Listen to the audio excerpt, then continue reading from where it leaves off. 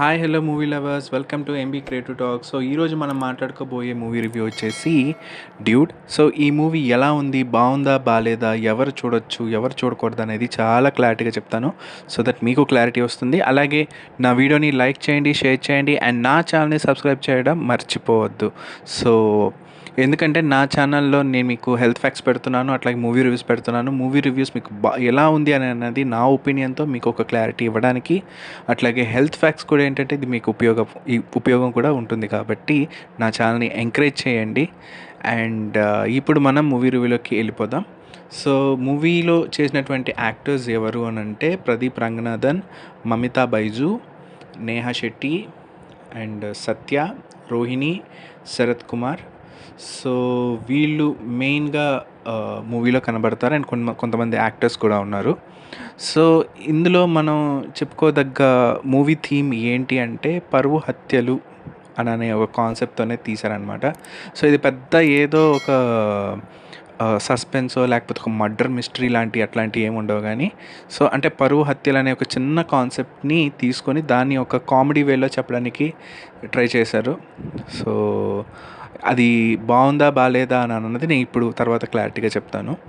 And ఇందులో movie theme చాలామంది బయట ఎలా చెప్పుకుంటున్నారంటే ఇది ఒక కన్యాదానం లాంటి ఫిల్మ్ అనో, లేకపోతే ఇంకో అంటే వేరే వేరే మూవీస్ ఒక రిఫరెన్స్ చెప్తున్నారనమాట. సో అట్లాంటి రిఫరెన్స్ ఏం లేదు. సింపుల్గా చెప్పాలంటే థీమ్ ఎలా ఉంటుంది, మనకు చూసే థీమ్ ఎలా ఉంటుందంటే వద్దనుకునే దాన్ని వెళ్ళిపోతుంటే దాన్ని మళ్ళీ లాక్కొచ్చి దాని వెనకాలన్న ఒక దరిద్రాన్ని కూడా లాక్కొచ్చి నెత్తి మీద పెట్టుకుంటే ఎలా ఉంటుంది అని అనేదే ఈ సినిమా స్టోరీ. సో ఇంకా చెప్పాలి అంటే క్లారిటీగా సినిమా స్టోరీ ఎలా ఉంటుందంటే హీరో వచ్చేసి ప్రదీప్ రంగనాథన్. సో అతనికి ఫస్ట్ లవ్ వచ్చేసి నేహా శెట్టి. సో నేహా శెట్టితో బ్రేకప్ అవుతుంది. రీజన్ ఏంటో కూడా అది ఇప్పటికీ చెప్పరు ఆ సినిమాలో. అండ్ నేహా శెట్టి సత్యాని మ్యారేజ్ చేసుకోబోతుంది. మనకి ఫస్ట్ స్క్రీన్ ప్లే ఇలాగే చూపిస్తారు. ఆ తర్వాత తను ఇంకా లవ్ అంటే ఒక హేట్ ఫీలింగ్లో ఉంటాడు. ఆ తర్వాత తనతో పాటు తన మామయ్య కూతురు అంటే మమతా బైజు అనమాట. సో వాడికి సపోర్ట్ చేస్తూ ఉంటుంది, వాడి బిజినెస్లో కూడా ఒక పార్ట్నర్గా ఉంటుంది. అండ్ మమతా బైజు వాళ్ళ ఫాదర్ వచ్చి శరత్ కుమార్ అనమాట. అండ్ ప్రదీప్ రంగనాథన్ మదర్ ఏమొచ్చేసి రోహిణి అనమాట. సో యాక్చువల్గా వీళ్ళ నలుగురు మధ్యలో స్టోరీ అంతా దాదాపు నడుస్తుంది. అండ్ ఇందులో శరత్ కుమార్ గారి క్యారెక్టర్ వచ్చేసి చాలా అంటే టర్నింగ్ పాయింట్ కూడా ఈందే. మనకి చాలా క్రేజీ క్యారెక్టర్ అనిపిస్తుంది. అండ్ టర్నింగ్ పాయింట్ కూడా శరత్ కుమార్ నుంచే టర్న్ అవుతుందన్నమాట. సో ఏదైతే పరువు హత్యలు అనే చెప్పానో అది శరత్ గారి క్యారెక్టర్ నుంచే టర్న్ అవుతుంది. సో అండ్ ప్రదీప్ రంగనాథన్ ఏంటంటే ఆ తర్వాత ఈ మామయ్య కూతురు మమితా బైజు ఎవరైతే ఉన్నారో ఆ అమ్మాయి ప్రదీప్ని ప్రపోజ్ చేయడము, ఆ తర్వాత తనని రిజెక్ట్ చేయడము, అంటే ప్రదీప్ రిజెక్ట్ చేయడము, ఆ తర్వాత మమతా బైజు వేరే ప్లేస్కి ఒక రిలీఫ్ కోసం వేరే ప్లేస్కి వెళ్ళిపోవడం, ఆ బ్రేకప్కి బాధ నుండి బయటపడటానికి వేరే ప్లేస్కి వెళ్ళిపోతుంది. సో ప్రదీప్ రంగనాథన్ ఏంటంటే ఇంకా తన జాబ్లోనే తన బిజినెస్లోనే మునిగిపోతాడు. ఆ తర్వాత తనను మిస్ అవుతాడని అర్థమవుతాడు అండ్ లవ్ చేస్తున్నాడని అనుకుంటాడు.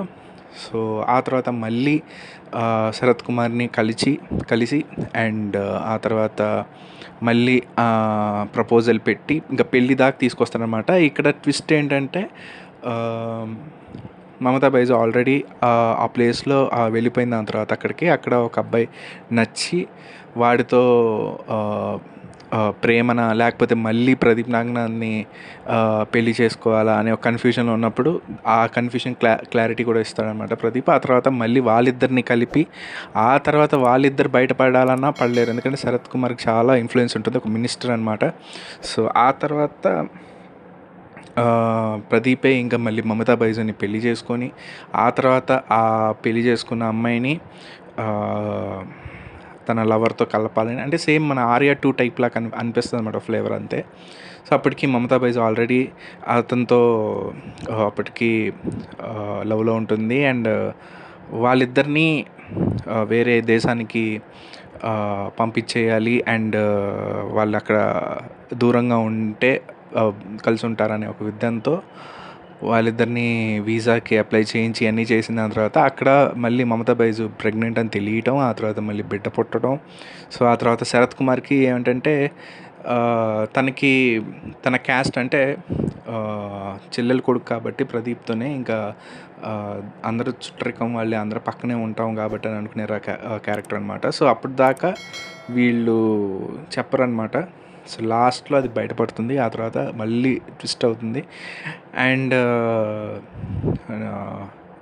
మమతా బైజు మళ్ళీ రియలైజ్ అవ్వటం, ఆ తర్వాత మళ్ళీ ప్రదీప్ రంగనాథన్ అంటే రియలైజ్ అంటే ఐ మీన్ వాడు పెళ్లి చేసుకున్న తర్వాత ఈ తిను లవర్తో ఉండటం, ఆ తర్వాత ప్రెగ్నెంట్ అవ్వడం, సో ఇదంతా తను ఫేస్ చేయడం, లైఫ్ స్పాయిల్ చేసుకుంటున్నాడని వేరే ఫ్రెండ్ ద్వారా తెలిసిన దాని తర్వాత మమతా బైజు ఎట్లాగైనా ప్రదీప్కి మళ్ళీ ఇంకొక పెళ్లి చేసి ఇంకొక అమ్మాయి రావాలి అని, తన లైఫ్లో ఇంకో అమ్మాయి ఉండాలని చెప్పేసి తన బిజినెస్లోనే ఒక అమ్మాయిని సెట్ చేయడం. సో అక్కడ మన ప్రదీప్ కూడా తిన్ని ఏదో సాటిస్ఫై చేయాలి, హ్యాపీ చేయాలని చెప్పేసి అక్కడ అమ్మాయితోనే మళ్ళీ ఒక ప్రాంక్ లాగా చేయడం.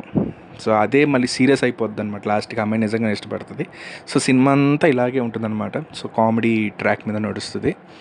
అండ్ ఈ సినిమాలో పాజిటివ్స్ వస్తే స్టోరీ మనకి ఏదో అన్ని మూవీ రిఫరెన్సెస్లా కనిపించవు, కానీ కొన్ని మన మూవీస్లో ఫ్లేవర్లా అనిపిస్తూ ఉంటుంది. కామెడీ మాత్రం ఓకే చాలా బాగుంటుంది. అండ్ శరత్ కుమార్ గారి క్యారెక్టర్ చాలా క్రేజీగా ఉంటుందన్నమాట. అసలు క్రిన్స్ అండ్ క్రేజీ, అసలు మనం చాలా ఎంజాయ్ చేస్తాం. అసలు మనం కూడా ఊహించలేం, చాలా ట్విస్టులు ఉంటాయి. అంటే ఆయన క్యారెక్టర్లో ఒక వన్ సైడ్ ఒక కామెడీ లాగే అనిపిస్తుంది, కానీ ఇంకో సైడ్ కూడా ఒక సీరియస్నెస్ ఉంటుంది. ఎందుకు సీరియస్ ఉన్నాడని అన్నది కూడా అందులో చెప్పడం జరుగుతుంది. చాలా బాగుంటుంది శరత్ కుమార్ గారి క్యారెక్టర్. అండ్ రోహిణి గారికి యాజ్ ఇట్ ఈస్ ఒక మదర్, ఒక సింగిల్ మదర్, సో స్ట్రగుల్ ఎలా ఉంటుంది. అండ్ సో ఆ తర్వాత ఇవన్నీ మనకి మూవీలో కనబడుతుంది. అండ్ లవ్ని ఇష్టపడటం, బ్రేకప్ అవ్వడం, తర్వాత బాధపడటం, కొన్ని ఎమోషనల్ సీన్స్ కనిపిస్తారు. And more over Pradeep Ranganathan సినిమాలో ఏంటంటే తనకి ఈ కామెడీ సైడ్ ట్రాక్ అనేది బాగానే ఉంటుంది, సర్కాస్టిక్ కామెడీ. బట్ ఎమోషనల్ అన్నది తనకి ఎందుకో సూట్ అవ్వదు. అంటే ఆ ఏడుపు కానీ ఆ ఫేస్కి అది సూట్ అవ్వదు అనిపించింది. సో మేబీ ఇలాంటివి కాకుండా మామూలుగా ఒక కామెడీ ట్రాక్ లాంటి మూవీస్ చేస్తే బాగుంటుంది. ఎమోషనల్ టచ్ చేయకుండా, టచ్ చేసినా పర్లేదు కానీ మరీ అంత ఎమోషనల్గా టచ్ చేయకుండా ఉంటే బాగుంటుందని నా ఫీలింగ్. అండ్ ఇప్పుడు మీకు అర్థమై ఉంటుంది కదా, వద్దనుకున్న పోతున్న ఒక విషయాన్ని వెనక్కి లాక్కొచ్చి దాని వెనక ఉన్న దరిద్రాన్ని కూడా నెత్తి మీద పెట్టుకొని ఉంటే ఎలా ఉంటుందని అన్నది మీకు అర్థమై ఉంటుంది. హీరో క్యారెక్టర్, హీరోయిన్ క్యారెక్టర్ ఏంటని అన్నది. సో అది ఓవరాల్. సో ఈ మూవీ ఎవరు చూడొచ్చు అంటే ఎస్ 18 years అబోవ్ అందరు చూడొచ్చు, ఫ్యామిలీ కూడా వెళ్ళి చూడొచ్చు. పెద్దగా అభ్యంతరమైనటువంటి సన్నివేశాలు ఏముండవు. సో ఈజీగా ఎంజాయ్ చేస్తారు మూవీ కూడా.